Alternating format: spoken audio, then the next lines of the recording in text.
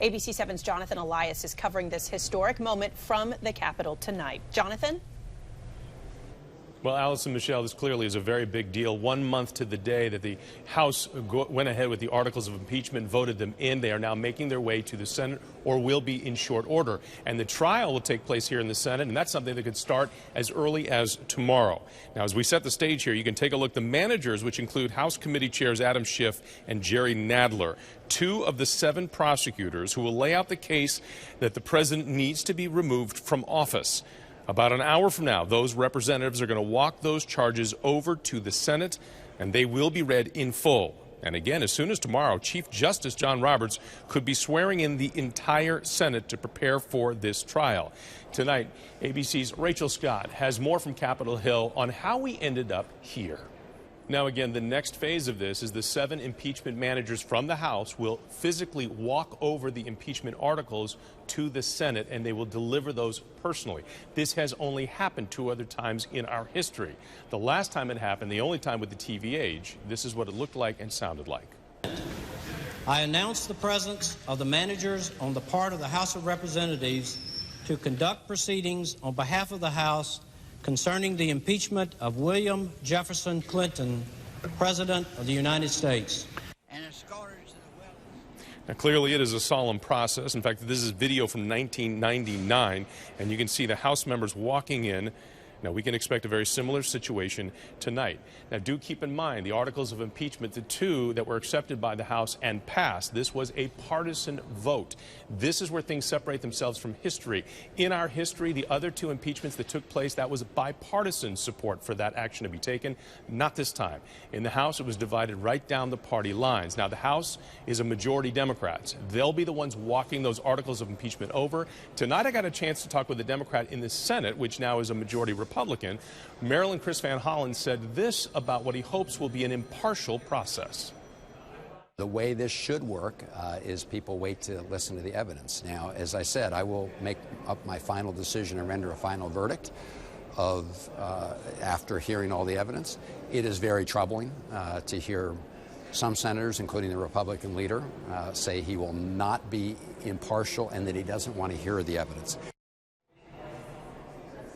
Now, again, the Democrats and the Republicans in the Senate clearly have a divide as well. They believe totally different things. We've heard from Republican representatives who say this is nothing more than a sham, and they hopefully will just vote it out like it never even happened. We'll have to wait and see as the trial is set to begin here in the Senate. Again, if you're a step away from the TV and you can't see what we're going to be doing live on WJLA ABC7, no worries. We're going to be streaming it live on our website at WJLA.com. That's the latest from the Capitol. Michelle, let's go back to you. And as this night does go on, these protests are escalating even further. Live pictures right now where other protests are happening, even as curfews are going into place across the country. We know our curfew here in D.C. is 11 o'clock. Minneapolis has one. Miami has one. Los Angeles. These kinds of protests have been playing out in at least 24 cities across the country, both big and small. Many of the protests in our area started out very peacefully. They were large, they were passionate, but they were peaceful. People are trying to get out a message of change and equality that is much needed. That is Police Chief Peter Newsham. He was out earlier today. He was speaking with one of the protesters. This was 16th and I Streets Northwest.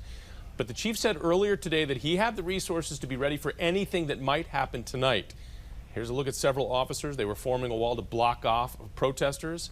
Last night, 11 officers were hurt, though. They were all expected to make a full recovery. But again, what we saw last night seems to be playing out again tonight, and there seems to be a lot more protesters, or maybe just as many.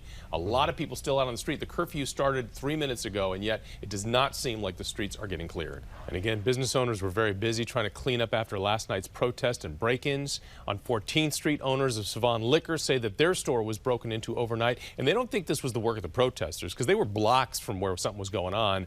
But a separate group, they say, of people taking advantage of the police department's focus on the protest that was going on close to the White House. And welcome back to our continuing coverage of the unrest and the rioting that we have seen in cities all across the country. In fact, a live picture for you now from Minneapolis. They did have a curfew that was put in place for obvious reasons, and it seems as though, if we can go to that live picture now from Minneapolis, and you can see with the curfew in effect, doesn't seem to have had the effect of getting everybody off the street. The whole idea with the curfew, clear the streets. The only one out on the streets would be law enforcement, police, fire. That's not the case. So this has now been another night where a curfew has been instituted or implemented in Minneapolis, and yet it is not going into effect at all. And the AFL-CIO building may have been targeted. This is an organization that does represent police unions. So, you know, the question becomes, that was the only building that we saw broken into where the fire started in D.C., but there are now a number of fires burning in D.C. It has become so dangerous that we have pulled our crews back for their own safety. Clearly, the situation is a little dicey down there right now, but there is a curfew that went into effect at 11 o'clock. The streets, as you can see, are not clear as of yet. So we're continuing. Yeah, we're continuing to watch this. And with that, President Trump just declaring that there is going to be a much swifter action taken to clean up the streets, clear the streets of not necessarily the protesters, but some of the violence that we have seen afterwards with the looting and the arson and the destruction and the other acts of violence that have taken place across the country as well.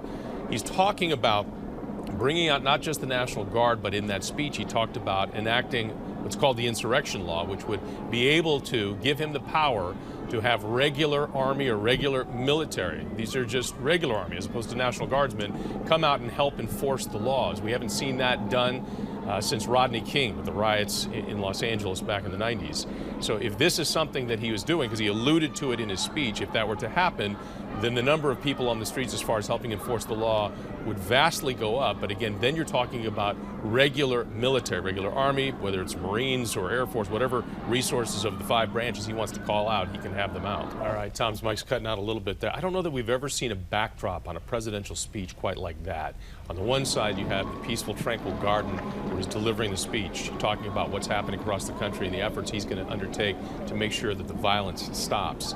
And then just outside the wall of the White House, you have hundreds of police, you know, National Guardsmen, you have state police mixed in with Secret Service that are just lined up and just shoving all the protesters, corralling them away from the White House. We could hear flashbangs going off while the president was delivering that speech. We understand President Trump now is on the move somewhere.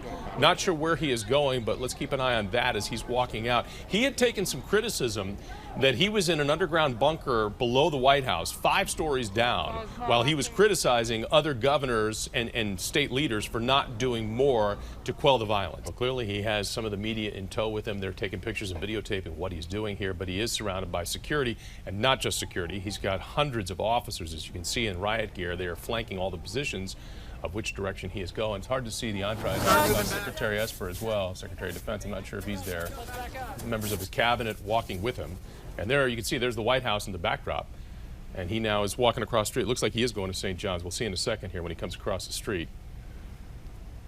But St. John's, you'll keep in mind, that was graffiti was strewn on the wall. There was a fire that was set in the basement, and thank goodness the fire was limited. We're hearing from members of the church, they were saying that, you know, the fire did minimal damage and it did not make its way upstairs. And if you've never been in that church, it is absolutely beautiful. It is historic.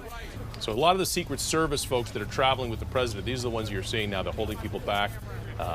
So he has a pretty large contingent. Let's see what's happening. We apologize for the camera that's shaking around. That's just a camera that's staying live on the air while it's running with the president. So hats off to them, but we're getting an idea of what's happening here now. Let's listen in. Good evening. I'm Michelle Marsh. And I'm Jonathan Elias. It's good to have you along this evening. We want to have a very important and a very necessary conversation tonight. That's why we put together this town hall discussion. And joining us on our panel tonight, we have Doug Williams, the Washington Redskins Senior Vice President of Player Development and the first black quarterback to win a Super Bowl while playing for the Skins in 1988. Prince George's County Executive Angela Also Brooks, Prince George's County Police Chief Hank Stawinski, University of the District of Columbia Law School Dean Renee McDonald Hutchins, and Tyrone Powers, former FBI agent and CEO of the Powers Consultant Group. ABC7 DC Bureau Chief Sam Ford, 45 years as a broadcast journalist, more than 30 of them right here. You started at 10, right, Sam? And in just a bit, Pastor John Jenkins is going to join us. He's a senior pastor at the First Baptist Church of Glenarden, the largest church in Maryland. And we'll also be joined by Sherry Williams, assistant professor in race, media, and communication at American University's School of Communications. Obviously, a lot of ground to cover, and we'll have a lot of voices to hear from. But first this, a final farewell today for George Floyd, a man being remembered as somebody who may end up being a catalyst for change in our country. A funeral was held in Floyd's hometown of Houston, Texas.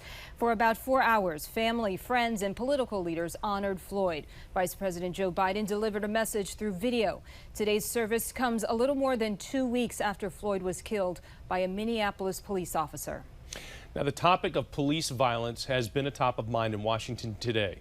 D.C. Council unanimously approving emergency legislation that bans neck restraints and changes what kind of force the police can use against protesters. They are standing in the way of transparency and public trust. So there are laws on the books right now to protect against the kind of behavior that we have seen. But it was said early on, and it's probably a great statement, the only time we're really going to see change when it comes to police work is when the police start policing the police so that we know that crimes have been committed. Obviously, cell phone video goes a long way. I want to bring in Sam Ford for this perspective because as a reporter for over 40 years, you've been on the street, you've seen a lot of police stories, and oftentimes they circle the wagon. They call it the code of silence within the departments, and they're not transparent. They won't tell you the straight story. Has that changed over the years? Do you see it changing now? Do I see it changing? Yes. Well, I think it depends on the department. There will be consequences and repercussions for this kind of action right away. That was one of the questions I asked on my Twitter account. I started it yesterday and got a huge response. I said, defunding the police, is that a good idea? And it was 70-some-odd% said no. I want to bring in Chief Stawinski for a second here, Chief. And the problem or the backdrop in this whole conversation about defunding the police right now is as we move towards summer, which tend to be a higher incident rate of crime. We have a backdrop in Chicago. They had 18 murders in the last, I think, 48 hours. They had a record number of shootings in St. Louis. I mean, we're already starting to see the reason that the police are there. When you hear this kind of momentum and you feel this kind of tension with the whole defund the police movement that's going on right now, why would anyone want to be a police officer right now in this climate? I want to turn back to Doug Williams with the NFL and with the Redskins. And, you know, I am very curious about this because if you go back a few years when Colin Kaepernick was taking a knee and people thought he was insulting the American flag and the servicemen and women who protect us and give us our freedoms, you know, it didn't go over well. The optics were pretty much terrible. And the NFL had a real problem on their hands to figure out how to balance the need to get that word out with also a lot of folks who didn't agree with what he's doing. Now where we are, it seems that things have changed. Are we, if and when the NFL ever gets back to playing, are we going to see protests like this from every team at every game? Or what do you see as far as the future for athletes and what message they want to get out to their fans?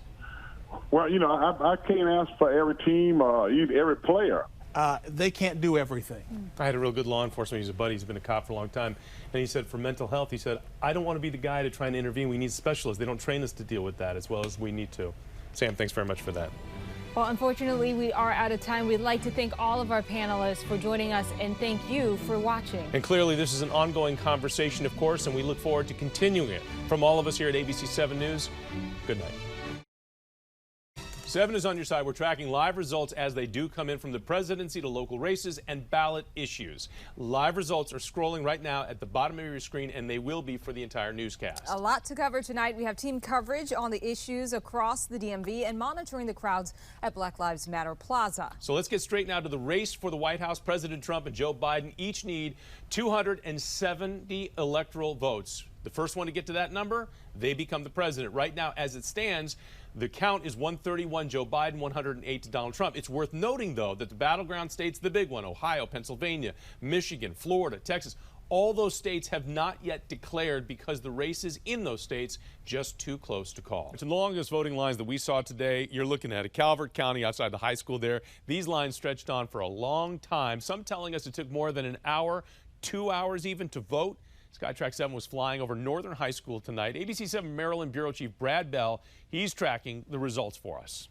Let me just tell you about Pennsylvania right now. 46% of the precincts have reported right now, and 54.9% of the vote is going toward Donald Trump, 42.5% going to Joe Biden. Remember, Scranton, Pennsylvania is Biden's home area, so he was hoping to do much better in Pennsylvania, but again, still a lot more precincts to show up. That is for sure, and that's a state that they spent so much time in the last 48 hours. And a lot of money there, too, a blitz. A big question now is just how long it's going to take to get all these votes counted up. Oh, so much out there right now. We just got to wait for all these battleground states. And real quickly on the battleground states, Scott, do you see any surprises coming up for what's trending right now? Because most of those states seem to be going toward President Trump. You see any big surprises from that? Absolutely.